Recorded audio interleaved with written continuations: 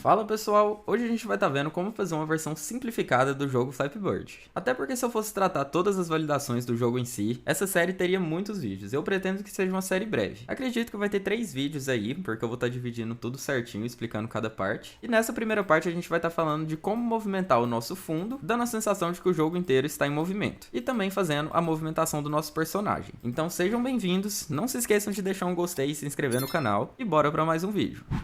Então, de início, a gente vai abrir o nosso Unity Hub, clicar em Novo Projeto, vou estar selecionando o tipo 2D Core e eu vou nomear o meu projeto de Flappy Bird. Vocês podem dar o nome que vocês quiserem e alterar o local também que ele vai gerar o projeto. O meu eu gosto de deixar no padrão, que é documentos/Unity. Então, após isso, a gente clica em Criar Projeto e essa parte pode demorar um pouquinho. Então, é só esperar a Unity importar todos os packages que ela precisa e rodar o projeto. Então, uma vez que o projeto de vocês abrirem, a primeira coisa que eu vou estar fazendo é vindo aqui em Scenes e renomeando nossa cena de Sample Scene para Main, porque vai ser a nossa cena principal. Clico OK no Reload ali, e eu também vou arrastar a nossa janela de Game aqui para o lado, até porque o objetivo é que esse jogo seja para mobile. Então, eu vou deixar aqui, ao invés de Free Aspect, vou colocar 9:16, porque a gente já vai ter uma noção boa do tamanho da tela do celular. Então, eu vou voltar aqui na nossa pasta Assets. Vou estar criando uma nova pasta e vou chamar de Images. Dentro dela vou estar criando mais duas pastas, que no caso vai ser a Sprites, que vão ser os elementos do nosso jogo, e a pasta UI, que vão ser os elementos da interface que a gente vai colocar para o usuário. Eu vou estar deixando na descrição o local que eu baixei os assets que eu vou estar utilizando nesse vídeo, e vocês vão poder baixar os mesmos por lá também. Vou arrastar eles aqui para dentro. E vou pegar também as imagens da interface, só essas duas, e vou arrastar aqui para UI. Agora a gente pode fechar essa janela. Vou estar entrando na nossa pasta Sprites. Provavelmente eles já vão vir configurado como Sprite 2D. Se não tiver, vocês clicam aqui e altera para Sprite 2D. Vou estar tirando também o filtro dos nossos sprites, porque como a gente quer esse efeito de pixel art, esse filtro ele dá uma borrada. Então se a gente deixar sem, vai ficar melhor para o usuário.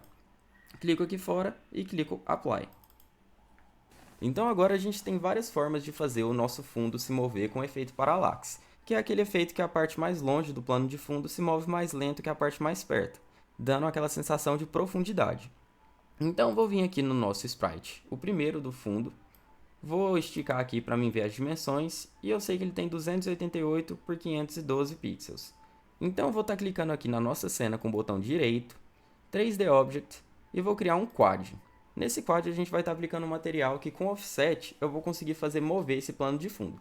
Inclusive, já aproveitando, eu vou selecionar os dois sprites do plano de fundo nosso, que é o chão e o plano de fundo em si, e vou estar alterando o Wrap Mode deles de Clamp para Repeat. Clico aqui fora e Apply de novo. Então, como a gente viu aqui que as dimensões é 288 por 512, eu vou estar colocando aqui no nosso quad 2.88 por 5.12. E agora, como a gente já tem uma noção do tamanho do nosso plano de fundo e eu não quero ficar tendo que toda vez aumentar isso daqui, eu vou, na verdade, diminuir a nossa câmera. Eu já testei que o valor 2.3 fica bom, porque tem uma margenzinha para caso a tela do usuário mude de tamanho aí ao longo do tempo. Ao longo do tempo não, né? Dependendo do celular, na verdade. Então eu vou voltar aqui na nossa pasta Assets, vou criar uma nova pasta, que eu vou chamar de Materials. Dentro dela eu vou estar criando dois materiais, um para o plano de fundo, que eu vou chamar de BG, e o outro para o chão, que eu vou chamar de Ground. Vou estar renomeando esse quad aqui para BG, e vou estar criando agora o quad do nosso chão. Vou voltar aqui em Sprites, vou ver as dimensões dele, 336 por 112, vou criar um quad de novo. Vou colocar as mesmas dimensões, só que com um ponto aqui, né? No caso, 3,16 por 1,12. 3,16 por 1,12. Então, agora a gente já tem o nosso chão também. Se eu tirar aqui a visualização de 2D, eu acredito que ele está ficando atrás do nosso plano de fundo. Então, eu vou chegar ele um pouquinho para frente assim. Vou colocar aqui no Z, menos 10. Na verdade, menos 5 acho que já está bom, porque eu quero que o nosso jogador, ou seja, o passarinho, fique atrás dele também no futuro. Então agora para os materiais, a gente vai selecionar cada um deles e vai mudar de Standard para Unlit Texture.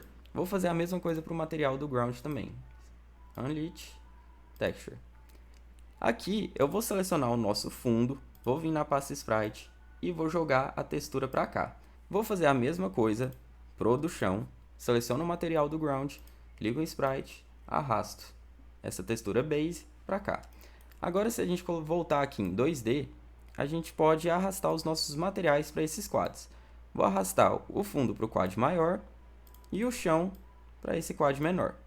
Vou estar alterando também a posição no eixo Y e zerando a posição no eixo X. No eixo Y eu acredito que 2.2, na verdade menos 2.2, fique bom. Por isso eu gosto de ter essa janela do game aqui do lado, porque eu já consigo visualizar como vai ficar na tela do celular do nosso jogador. E dessa forma, com os materiais, se eu simplesmente vir aqui no Offset e alterar, vocês vão ver que a gente já tem a sensação de que está movendo. Agora, o que vai faltar é só a gente alterar isso daqui via script. E antes que eu me esqueça, nos nossos dois quad, eu vou estar removendo o Mesh Collider.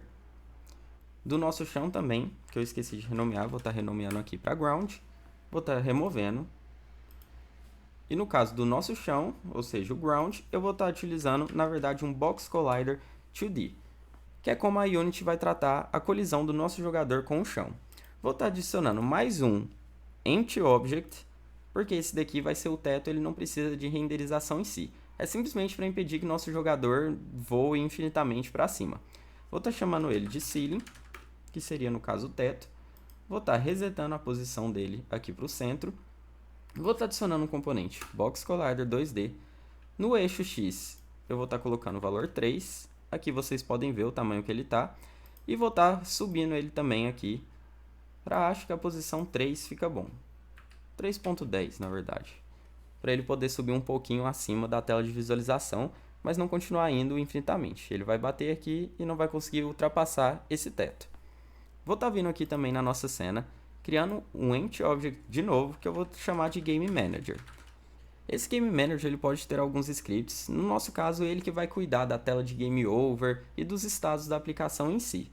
Inclusive eu vou começar pelo script dele, porque eu quero que quando o pássaro morra, o fundo não se mexa mais, para dar a sensação de que o passarinho não está indo mais para frente.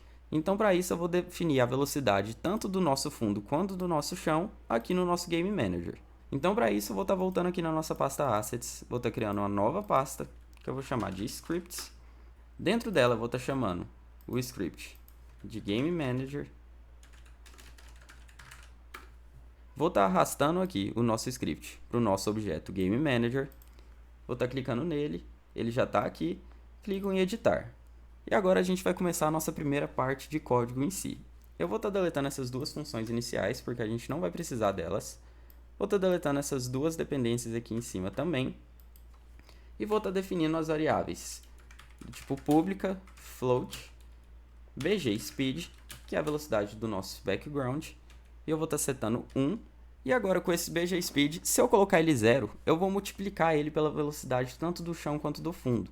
Então quando der game over e eu setar como 0, o fundo não vai se movimentar mais. Eu já vou até deixar a nossa função aqui do tipo public void game over. E vou setar o nosso bgspeed como 0. Na hora que o nosso jogador perdeu o jogo, ou seja, colidir com o obstáculo. Agora vamos fazer o script de movimentar o nosso fundo em si. Vou estar criando aqui outro script, que eu vou chamar de Texture Offset.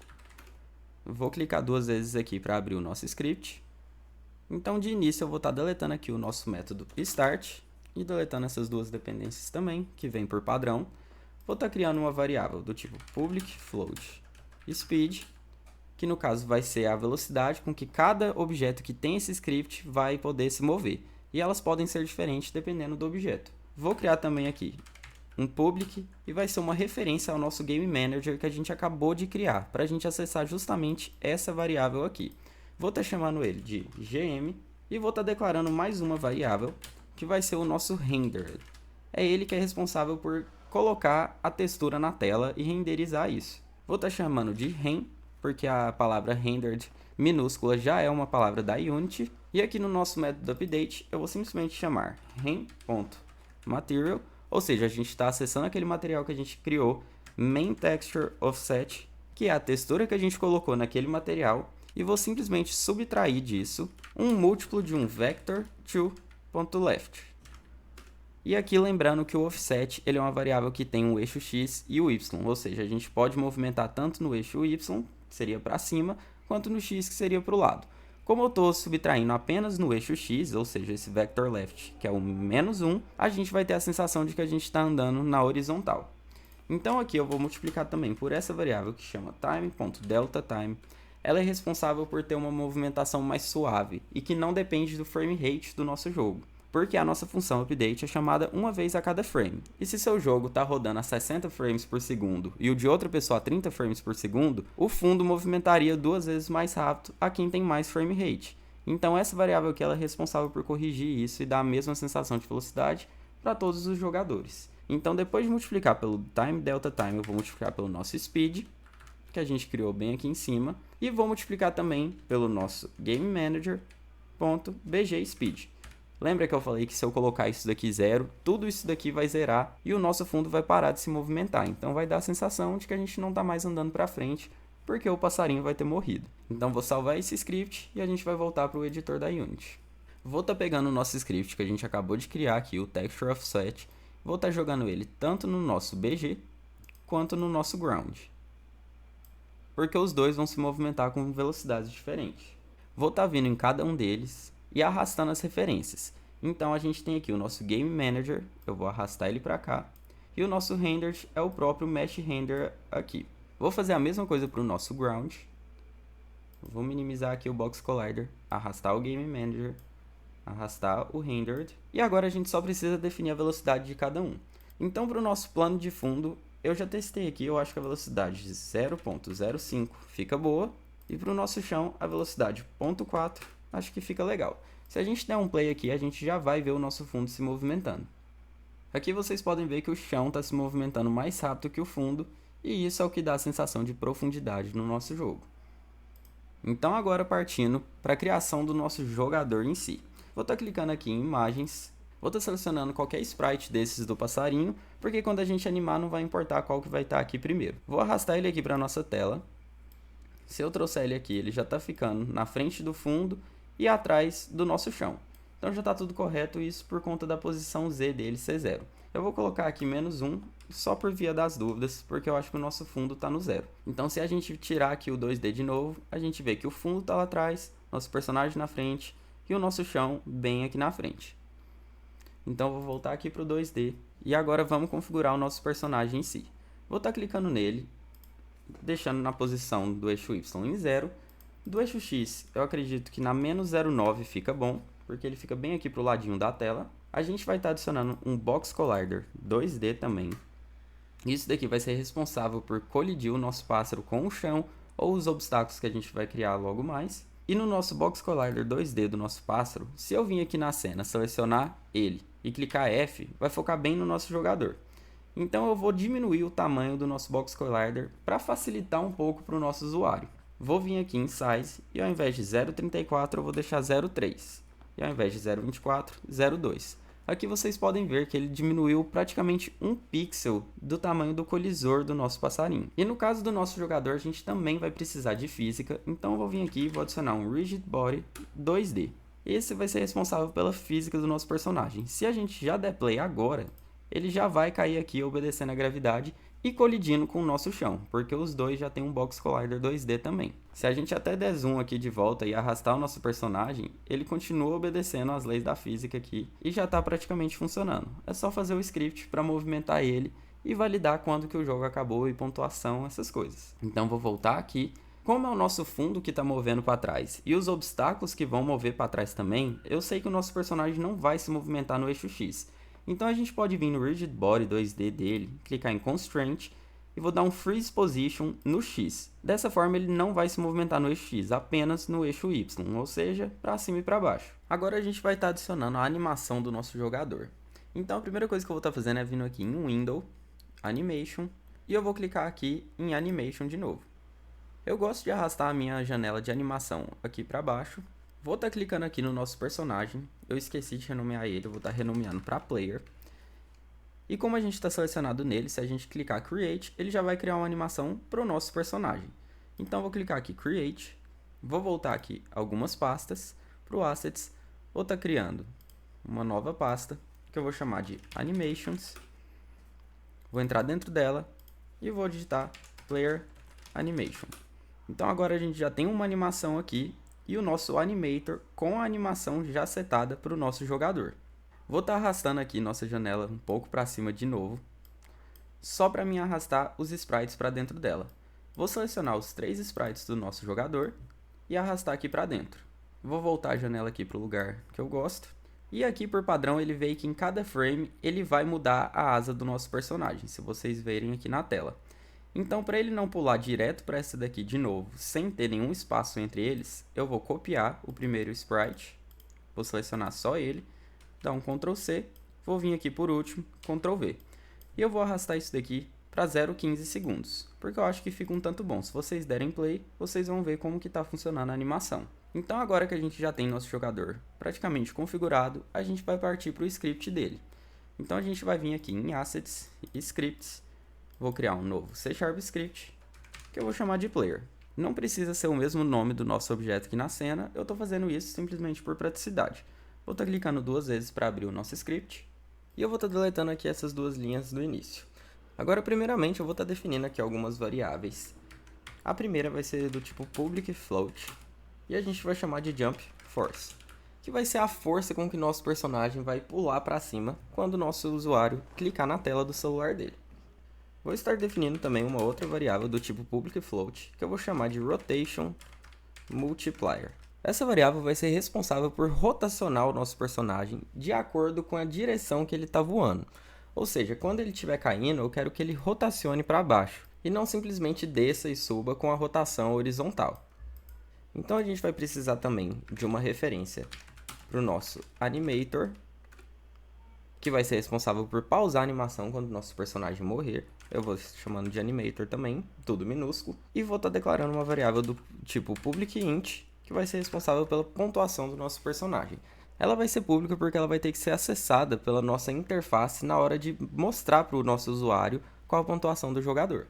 Vou estar definindo aqui também a variável Game Manager, que a gente vai precisar para chamar o método de Game Over, que a gente até deixou criado já, mas ainda não implementou. E a gente vai ter também uma referência ao Rigid Body do nosso jogador, que eu vou estar chamando de RB, que vai ser responsável pela movimentação do nosso jogador, alterando a velocidade dele e desativando a física quando ele morrer. Então agora a gente vai implementar a lógica do pulo e do input do nosso jogador. Para isso, a gente vai utilizar uma técnica que é recomendada para a gente não perder inputs do jogador. Existem 2 funções aqui que rodam de tempos em tempos, que é a update e a outra função que a gente também vai utilizar, que é a fixed update. A função update ela roda uma vez a cada frame. A fixed update ela roda em espaços de tempos fixos. Ou seja, para a movimentação do personagem não ficar dependendo do frame rate, a gente coloca toda a implementação do pulo dentro daqui. Mas na hora de detectar o input do jogador, a gente vai estar detectando na função update. Então vou estar vindo aqui em cima e vou declarar mais uma variável, dessa vez do tipo private bool, porque vai ser um boolean, que eu vou chamar de jump. E quando a gente detectar o input do jogador, a gente seta ela como true, por padrão ela já vem como false, e quando ela estiver true, a gente implementa a lógica do pulo na fixed update. A gente detecta ela na update e implementa a lógica na fixed update. Então no update, para a gente detectar um clique na tela do celular, a gente coloca um if input.touchCount maior que 0. Essa parte de verificar se esse touch count é maior que 0 é para não dar alguns erros que a Unity reclama. Isso está tudo na documentação, mas por enquanto é só vocês saberem que é assim que é feito. E além disso, a gente vai ver se o input.getTouch com índice 0.phase, que é a fase do input, é igual a touchPhase.begin. Ou seja, quando começar o toque, quando a pessoa simplesmente clicar na tela, já vai detectar o input. Ele não vai precisar clicar e soltar o dedo para considerar que foi um pulo. Então, uma vez que ele der o input, a gente vai setar o nosso jump como true. E como a gente está testando no computador, a gente vai ter que ter uma forma de validar o input também com o clique do mouse. Mas para que isso não vá para o jogo em si, a gente pode vir aqui, colocar hashtag if Unity Editor, tudo maiúsculo, e eu vou estar encerrando o if também, end if. Tudo que tiver entre essas 2 linhas aqui só vai valer para quando a gente estiver no editor da Unity, que é nessa interface que a Unity coloca pra gente aqui. Então aqui eu vou detectar o input também de outra forma, que é input.getMouseButtonDown, ou seja, de novo, vai ser simplesmente quando apertar o botão, não vai precisar apertar e soltar, e aqui é o índice de qual botão do mouse. No caso, 0 vai ser o botão esquerdo. Então, quando ele clicar com o mouse aqui, a gente também vai setar que o jump é igual a true. Então, agora na Fixed Update, que a gente já sabe quando que o usuário clicou na tela, a gente pode implementar a lógica da movimentação em si. Então, eu vou vir aqui e digitar se jump. Como já é um boolean, a gente não precisa colocar igual a true, porque por si só ele já é true ou false. Então, eu vou simplesmente deixar se pular, a gente vai vir aqui, pegar o nosso rigid body e setar a velocidade dele como vector2.up, que é um vetor com a direção para cima. Aqui vocês podem ver se vocês colocarem o mouse em cima, ou seja, ele tem 1 no eixo Y e 0 no eixo X. Ele não vai estar alterando a velocidade no eixo X. Na verdade, vai estar setando como 0 redundantemente. Mas como a gente precisa passar um vetor como velocidade, a gente pode utilizar esse vector2.up. E como aqui está com uma força de 1, a gente pode multiplicar pelo nosso jump force, que a gente definiu lá em cima. Porque aí a gente vai ter mais controle de quão para cima ele vai quando a gente clicar para ele pular. E como agora a gente já concluiu o pulo também, eu vou vir aqui e setar o nosso jump como false. Então, se a gente salvar isso daqui e vir no nosso editor, a gente pode vir aqui no nosso jogador. Vou estar minimizando alguma dessas coisas aqui para a gente ver melhor. Arrastar o script para ele. E aqui a gente vai ter que configurar aquelas variáveis que a gente definiu lá no início. O Jump Force eu já fiz alguns testes, eu acredito que 3.6 fica um valor bom. O Rotation Multiplier a gente ainda não utilizou, eu vou só testar se ele já está movimentando com um pulo. O Animator é esse do próprio jogador, a gente arrasta para cá. O Game Manager é esse objeto aqui que a gente criou um tempo atrás já. O Rigid Body é o próprio Rigid Body do nosso jogador. Então agora se a gente der play, vocês vão perceber que se a gente clicar, o nosso jogador já está pulando e já tem a lógica de movimentação dele. Agora eu só vou implementar a rotação dele para quando ele for para cima, ele rotacionar um pouco para cima. Então a gente vai voltar aqui no nosso script e na nossa função Fixed Update, a gente vai a todo momento corrigir a rotação dele de acordo com a velocidade do Rigid Body dele. Então eu vou colocar aqui Transform. Como a gente não tem nenhuma referência desse Transform e ele está minúsculo, por si só a Unity já sabe que ela vai pegar o Transform do próprio objeto que está o script. Então, se a gente tem o Player Script nesse objeto, ela já vai pegar esse Transform sem precisar de uma referência. Então, a gente acessa esse Transform, .rotation, e eu vou definir que a rotação dele vai ser de acordo com a velocidade no eixo vertical dele. Mas rotação, apesar de aqui na Unity a gente ter 3 campos, ela é definida como um quaternion. Eu poderia fazer um vídeo inteiro só explicando o que é esse quaternion, mas por enquanto saibam que vocês podem converter um vetor de 3 dimensões na rotação usando o quaternion.euler, e aqui ele vai pedir os 3 ângulos ou um vector 3. Se vocês clicarem aqui, dá para ver os 2 tipos de parâmetros que a gente pode estar passando para a função. Então, no eixo X e no eixo Y, eu quero manter como 0. Já vou colocar o ponto e vírgula aqui. E no eixo Z, eu vou rotacionar de acordo com a velocidade no eixo Y dele e essa variável que a gente definiu aqui, que é o Rotation Multiplier. Essa parte aqui é um pouco mais de matemática, mas se vocês quiserem, vocês podem experimentar aí do jeito que vocês acharem que fica melhor a rotação do jogador. Se eu simplesmente colocar rb.velocity.y, ou seja, a velocidade dele no eixo Y, vezes o Rotation Multiplier que a gente definiu, ele já vai funcionar de certa forma. Eu vou até salvar aqui e dar play para vocês verem. Lembrando de mudar aqui o valor do Rotation Multiplier, porque se a gente deixar 0, a rotação sempre vai permanecer 0, já que a gente está multiplicando por esse valor. Eu sei que o valor 20 fica bom, e eu vou dar um play aqui para vocês verem como que fica. Então agora vocês vão ver que ele está setando a rotação lá para cima de acordo com a velocidade, e quando ele vai caindo ele vai rotacionando para 0. Só que vocês podem ver que ele está rotacionando mais do que menos 90 graus. Então eu quero limitar essa rotação dele, tanto para cima quanto para baixo. Então eu vou voltar lá no código e a gente vai colocar na matemática uma forma de limitar isso. Então voltando aqui, ao invés de simplesmente chamar a velocidade no eixo Y vezes a multiplicação, eu vou estar utilizando uma função que é mathf.clamp.